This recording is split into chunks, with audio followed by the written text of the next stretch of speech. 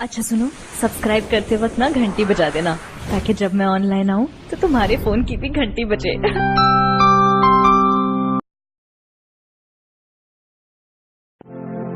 बउआ शोभा कनी एक गिलास पानी लेने आवत बाबू। बाबू हम जाय छी स्कूल पढ़े। आइए बा लड्डू की पेड़ का करबी आ छोड़ा त दैते से पढ़े जा भै दै छै ने तू हमर घर के काज रात कर हमरा के काज में हाथ सब बटा भी न तखन ने जुटे का दै छै पढ़े जा कोई रोजी कटता त भंसे भात के नै छै ने गई।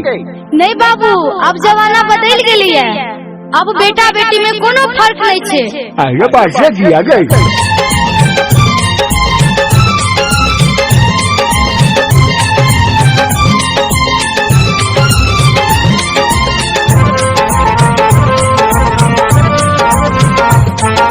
एखन अपने सब सुन रहे छी एपी प्रोडक्शन की प्रस्तुति।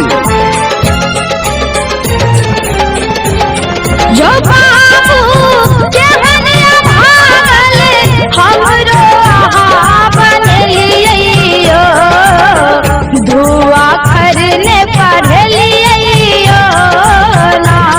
जो बाबू केहनिया भागल हमरो आहा बनलियो, धुआ खरने पढ़लियो ना। जो बाबू केहनिया भागल हमरो आहा बनलियो, धुआ खरने पढ़लियो ना।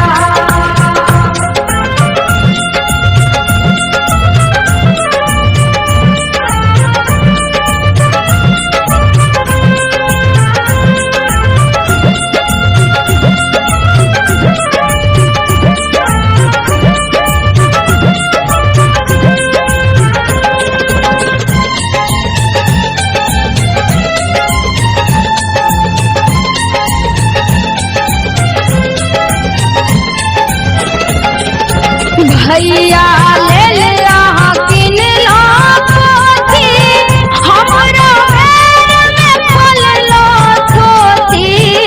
भैया ले ला किन लो पोथी, हमरा पैर में फल लो थोथी। हमरा पैर में फल लो थोथी। बाबू मूर्ख जीवन हमरो दुआ करने पढ़लियो ना। जो बाबू केहनिया भागल हमरो आहा बनलियो, दुआ करने पढ़लियो ना।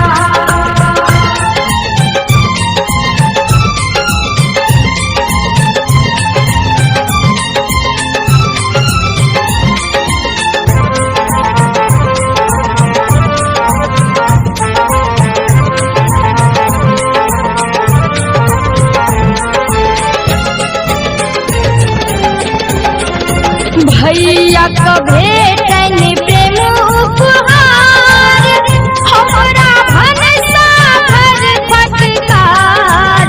भैया का भेट